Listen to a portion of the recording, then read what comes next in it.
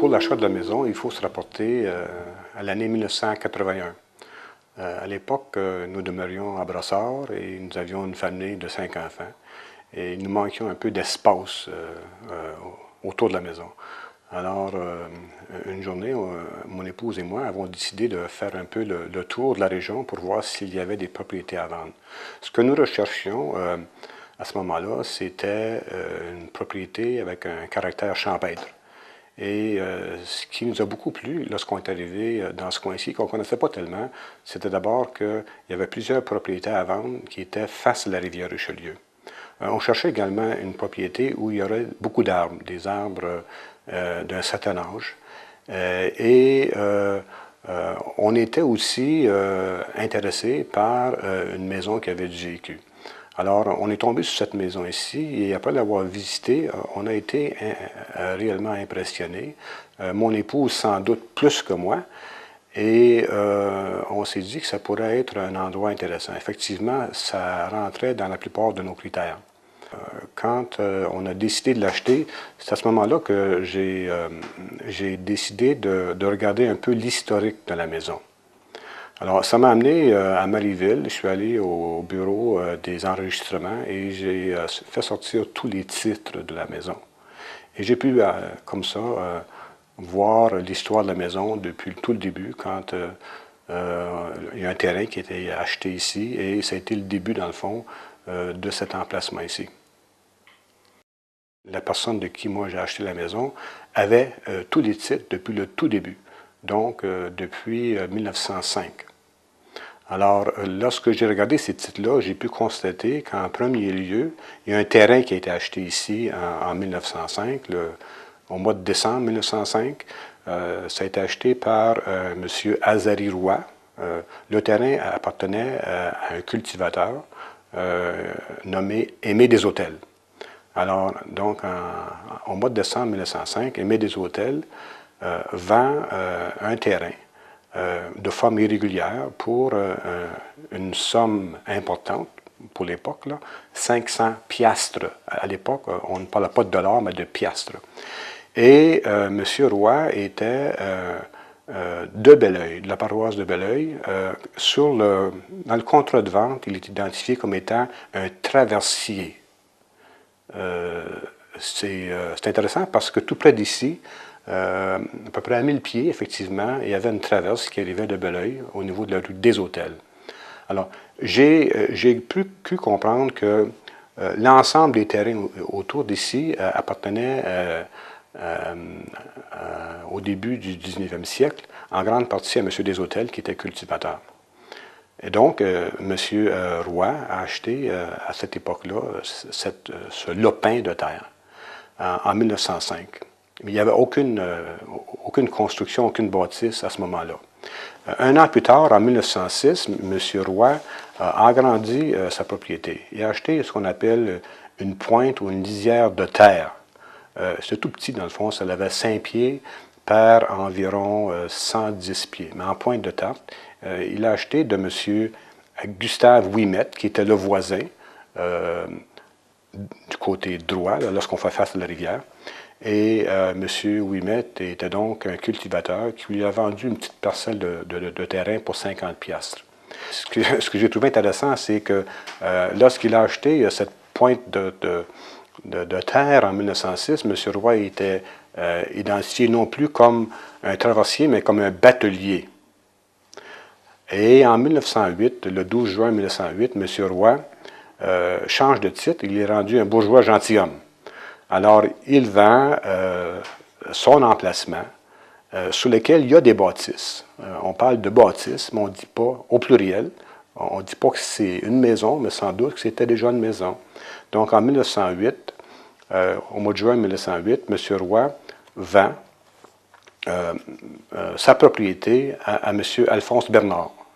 M. Alphonse Bernard est également identifié comme un bourgeois gentilhomme de la paroisse de Mont-Saint-Hilaire. Alors donc, à partir de 1908, c'est M. Alphonse Bernard qui est propriétaire de la maison et de la propriété, et il va la garder jusqu'au mois de novembre 1912. Donc le 3 novembre de cette année-là, Alphonse Bernard vend cette propriété à M. Émile Chaput de Montréal. M. Chaput est identifié sur le contrat de vente comme étant un marchand. La vente se conclut pour 400 piastres. Je m'excuse, 4000 piastres. J'ai pu constater également le taux d'intérêt qui était facturé à l'époque, c'était de 5 Jusqu'à date, toutes ces ventes-là ou tous ces contrats-là ont été faits ici à Saint-Hilaire chez le notaire Desrochers. Donc, M. Chaput acquiert la propriété en 1912.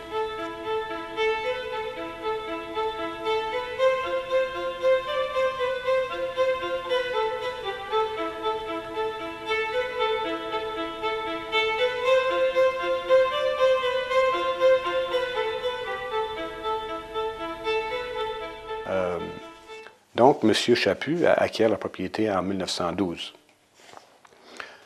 Et il va la garder durant plusieurs années jusqu'en 1945. Elle sera donc vendue le 20 septembre 1945 par M. Chaput. M. Chaput n'est plus un marchand, mais il est un industriel.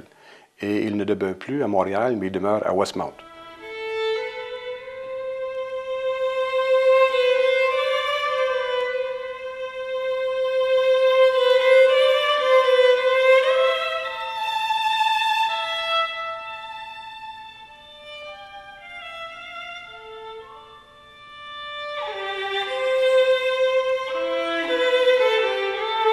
Et il va vendre sa propriété pour 7 000 $ à M. Gustave Bertrand. Ça a été payé comptant. M. Bertrand est un gérant de la Cité de Montréal. Donc, il demeure à Montréal et il va venir donc, demeurer ici à Saint-Hilaire. C'est toujours la même propriété. C'est la maison telle qu'elle existe actuellement. Monsieur Bertrand va conserver la maison jusqu'en 1956. Donc, le 15 août 1956, il vend la maison à Norbert Ruet. Norbert Ruet demeure dans le village de Mont-Saint-Hilaire et il est assistant surintendant à la raffinerie du Québec. Bien, moi, je suis venue de bonne heure parce que dans le temps de M. Chaput, il faisait beaucoup de parties et il demandait des jeunes pour venir aider la cuisinière. Et je suis venue dans ce temps-là, mais j'aurais jamais pensé de pouvoir acheter la propriété. Non, nous, à part avoir fait, disons, la peinture, la mettre à notre goût, le reste, non, j'ai pas fait de rénovation. Non. Ben, je trouvais ça, c'était grand, c'était spacieux, c'était beau. Non. Fait que c'était ça. Bien, disons que le coin préféré, il y avait le salon où il y avait le foyer. Et puis, j'avais un appartement en haut qui est bien éclairé pour la couture et le tricot, parce que moi, je tricotais pour les boutiques. C'était mon endroit préféré. J'ai bien aimé ça. Ça m'a fait de la peine quand on est parti. Bien là, ça s'avérait trop grand. C'était plus un que deux, là. Les enfants étaient partis, fait que on l'avait vendu. Puis là, bien, la raffinerie nous avait offert une propriété, fait que on en a pris une plus petite.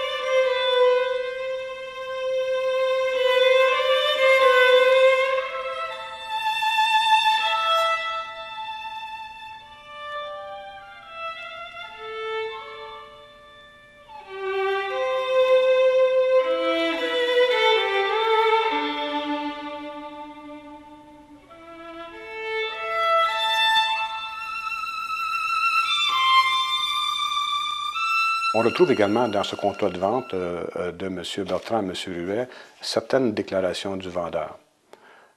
Évidemment, il y a la déclaration qui concerne le fait que le vendeur a contracté un seul mariage et que son épouse vit encore. Et on mentionne également que l'immeuble ici est vendu libre de la taxe substituée à la rente seigneuriale. C'est donc une taxe sans doute que les propriétaires antérieurs avaient payée pour se libérer un peu de la taxe qu'ils devaient payer antérieurement au seigneur. Et M. Ruet prend possession de cette maison à partir du 1er octobre 1956. M. Ruet sera propriétaire de la maison jusqu'en 1974. Et le 24 septembre de cette année-là, Norbert Ruet, à ce moment-là identifié comme étant un mécanicien et marié avec Marie-Paul Lapierre, vendra la maison à Jean-Claude Marcoux de Longueuil. Évidemment, là, on identifie clairement quels sont les divers lots impliqués au niveau du terrain. Il y a deux parties du lot 38, donc les parties 25 et 26, et une partie du lot 40, la troisième partie du lot 40. C'est la petite parcelle de terrain dont je vous ai parlé, là, qui avait été achetée en 1906 de M. Gustave Ouimet. Le docteur Marcoux gardera cette maison jusqu'en 1981. Et c'est à ce moment-là que moi et mon épouse, Agathe Le Durantais, nous l'avons acheté. Nous l'avons acheté le 31 octobre 1981.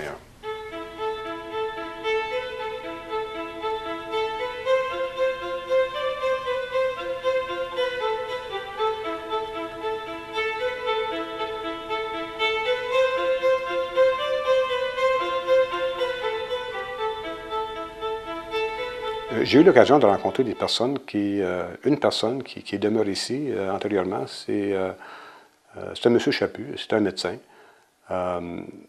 Et c'est son père qui avait acheté cette maison ici en 1912. Et M. Chaput se souvient très bien de la maison.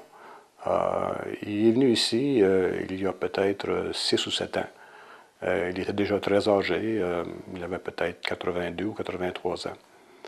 Et il m'a raconté un peu l'histoire de la maison telle qu'il s'en souvient. À l'origine, la maison n'avait pas, lorsque son père a acheté la maison, elle n'avait pas cette dimension-là. C'est M. Chaput qui a rajouté les galeries qu'on voit autour de la maison.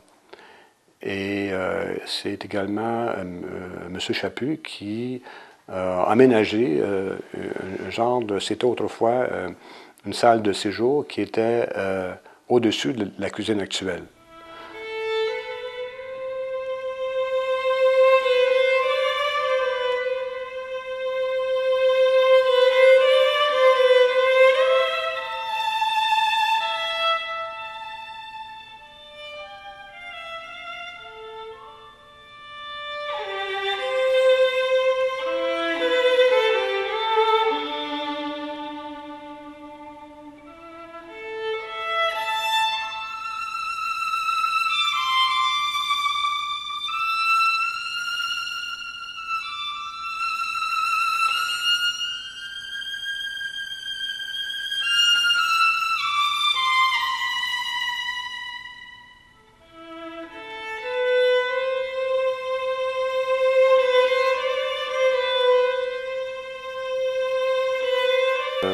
M. Chaput, qui est venu nous visiter ici, est accompagné d'un de ses neveux. Et m'a parlé un peu de l'apparence de l'endroit. Évidemment, à l'époque où il était ici, dans les années 1910, le chemin des Patriotes n'avait pas la même envergure qu'actuellement. Cependant, il y a certains arbres qu'on voit sur la rive de la rivière qui étaient déjà là. Il y a des peupliers qui sont actuellement très gros et très hauts, qui existaient à l'époque en 1912. Lorsqu'on examine cette maison-ci, par ailleurs, si on va au sol, on se rend compte que la fondation initiale était des murs de pierre et de ciment. très épais, hein, je dirais à peu près 3 pieds d'épais. Et ça faisait la carrure principale de la maison. On a sans doute rajouté à ça la cuisine actuelle où il n'y a pas de sol. Évidemment, le solarium qui est une continuation des galeries où il n'y a pas de sol non plus.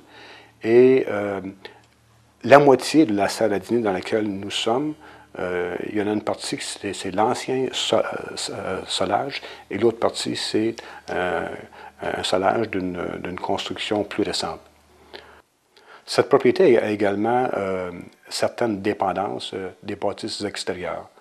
Mais il y a une bâtisse qu'on utilise actuellement comme une remise, mais qui était autrefois un genre de maison d'invités où les amis des Chaput pouvaient séjourner lorsqu'ils leur rendaient visite à l'été. C'est une petite bâtisse qui, cependant, où on pouvait trouver cependant une chambre de bain complète, avec un genre de petite cuisinette. Le chalet, bien ça, il y avait une partie, c'était quasiment pour les enfants. C'était leur petite maison pour jouer et ainsi de suite, avec les petites voisines et ainsi. Au lieu de les avoir à la maison, ils étaient. Et puis quand il faisait beau et chaud, ils couchaient là, avec des sacs de couchage. Dans le temps, chez M. Chaput, il avait le droit de se baigner dans le Richelieu. Et c'était l'endroit où des jeunes pouvaient s'habiller et se déshabiller. Oui, la plage qui est devant la propriété, sur le bord de la rivière, M. Chaput m'en a parlé un peu. Il m'a dit, dans le fond, que c'est son père qui l'avait fabriqué, en y faisant transporter de multiples voyages de sable. Donc, c'est peut-être pas une plage tout à fait naturelle, là, mais et cette plage-là s'étire sur le terrain de mes deux voisins. Donc, sans doute, c'est M. Chaput qui a aidé la nature un peu, je pense, en y amenant un peu de sable là, pour constituer une plage. M. Chaput passait ses étés ici, donc c'était important pour lui, je pense, d'avoir un accès à la rivière. Puis, effectivement, à l'époque, la rivière était sans doute... l'eau était peut-être plus saine qu'aujourd'hui.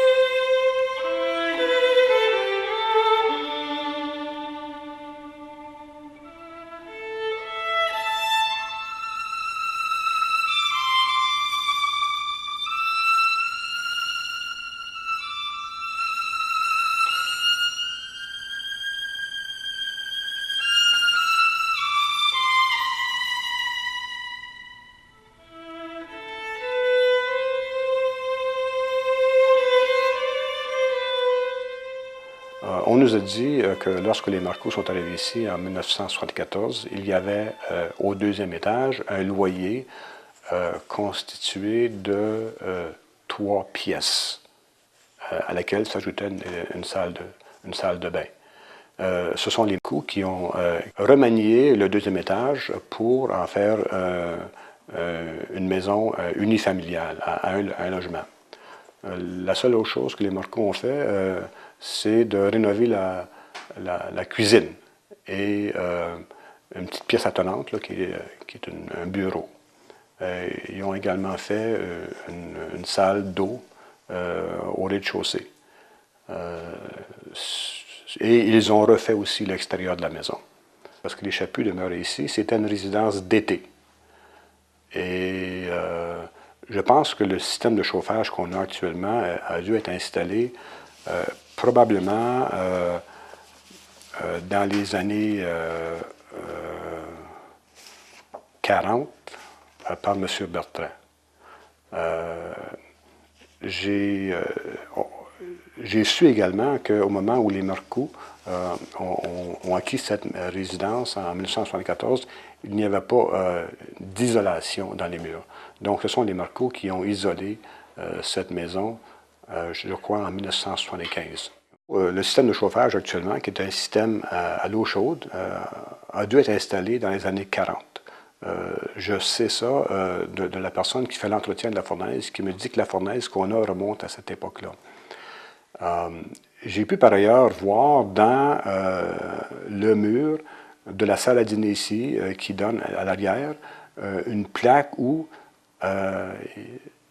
je pense, il y avait une entrée qui menait vers une cheminée. Et derrière, je pense que c'est les Marcoux qui m'ont déjà dit que selon leur connaissance, ce qu'on leur avait dit, il y a déjà eu un poêle dans cette pièce. Évidemment, c'est une propriété également dont une bonne partie de l'intérieur est en bois. C'est un matériel qui est beaucoup plus consistant, beaucoup plus qui dégage plus de chaleur, même si c'est une ancienne maison. Évidemment, c'est une maison qui a bientôt 100 ans. C'est une maison qui, s'il vente très fort, ça peut craquer un petit peu.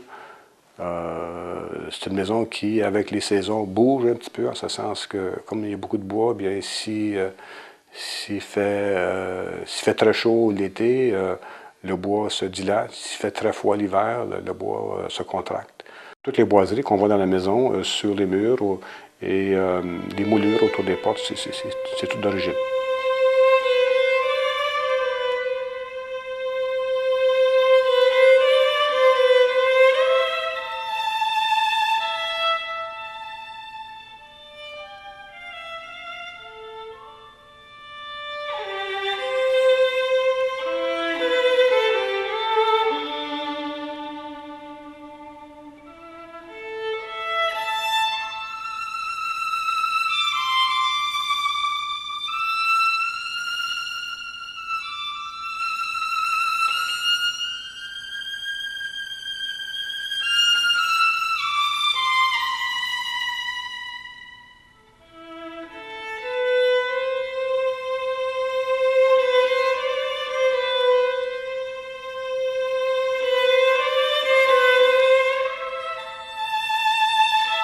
C'est l'escalier original jusqu'à peu près 2 pieds et demi, 3 pieds du plancher ici.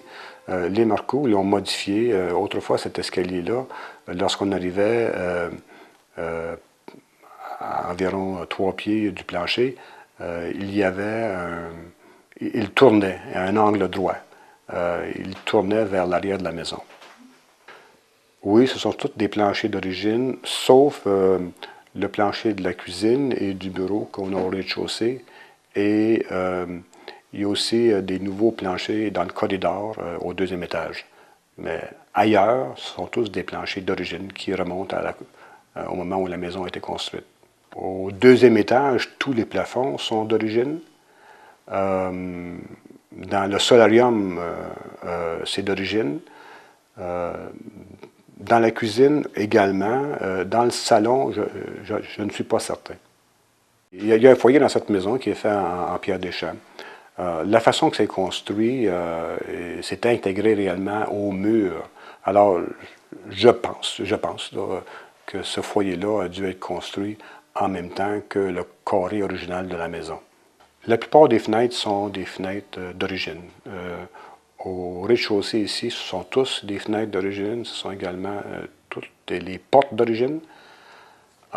Si on va au deuxième étage, les fenêtres des chambres à coucher ont été changées récemment pour avoir des fenêtres qui sont plus hermétiques. Oui, il y a aussi un garage où on peut stationner 2 automobiles. Ce garage, je pense, remonte également à l'origine de la maison. Je peux dire ça parce que quand on regarde le genre de bois qui a été utilisé, autant à l'intérieur du garage qu'à l'extérieur, ça ressemble beaucoup au bois que l'on retrouve sur les murs originaux de la maison et aussi sur certaines boiseries à l'intérieur de la maison. Oui, je trouve ça important de ne pas modifier cette maison. Si j'avais été propriétaire de cette maison il y a 30 ans, j'aurais probablement gardé le revêtement extérieur complètement. en bois. Ça a un plus beau cachet. Cette maison avait un style victorien autrefois. Elle a perdu certains aspects de ce style-là. De notre côté, il faut comprendre qu'une maison en bois, c'est également beaucoup de travail. Alors, ça prend une certaine dose de poudage. Est-ce que je l'aurais eu? Peut-être, je ne suis pas certain. Mais la maison est quand même assez semblable à ce qu'elle était il y a 80 ou 90 ans. Le fait d'acheter une maison ancienne et de regarder un peu les titres, ça ne fait pas nécessairement d'une personne un historien. Moi, je tenais à savoir qui étaient les personnes qui avaient vécu ici antérieurement. Je voulais également tenter d'identifier le moment où la maison a été construite. Cette maison a été construite quelque part entre 1905 et 1908, peut-être en 1906 ou 1907. Elle existait en 1908 et elle n'était pas là en 1905. Donc, cette recherche de titre m'a permis au moins de mettre, de dater l'origine de la maison.